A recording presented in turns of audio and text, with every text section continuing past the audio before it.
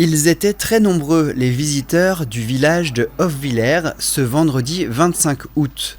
Le guide, Jean-Marc Schlagdenhoffen, les conduit de rue en remontant le fil de l'eau, très présente dans le village. Saviez-vous par exemple qu'un canal coulait ici, rue de l'église ?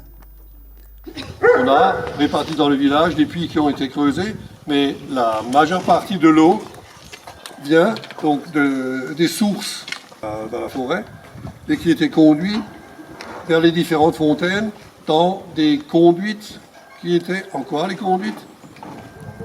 En bois, voilà. Donc si jamais vous passez au musée, on pourra vous montrer comment on fabriquait ces conduites en bois. Donc il fallait régulièrement les changer. Si vous regardez dans les bassins, vous trouverez des bouteilles. Elles ne sont pas là par hasard ni abandonnées, elles ont un rôle bien précis. C'est tout simplement une bouteille d'amorce. Alors comment est-ce qu'on amorce un puits comme ça ? C'est que vous versez le contenu de votre bouteille à ce niveau-là, et à ce moment-là, j'espère que j'ai raison.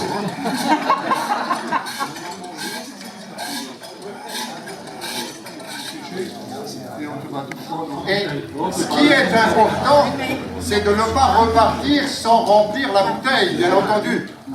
Parce que sinon, la prochaine fois, on n'arrivera plus à l'amorcer. Tradition du village, le Maïstek, le 1er mai, ces fontaines sont garnies d'un rameau de hêtre. La balade continue avec l'histoire du village, les premières traces de l'homme, les plus anciennes maisons. Au final, le premier étage de beaucoup de maisons est en grès et l'étage est en colombage. La raison est toute simple, c'est que le grès il était là derrière, donc il fallait tout juste le chercher. C'est pas seulement au Hofwiller, tous les villages du Piémont des Vosges sont dans cette situation. Cette maison, elle a survécu à la guerre de 30 ans. Cette pièce qui va probablement continuer ici et ici n'est pas à sa place, mais elle aurait trouvé sa place dans la commanderie des chevaliers teutoniques qui était installée à l'est de Hofwiller.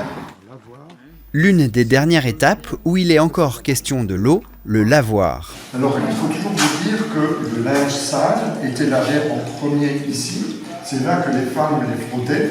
Après on mettait un drap et on mettait le linge plus haut.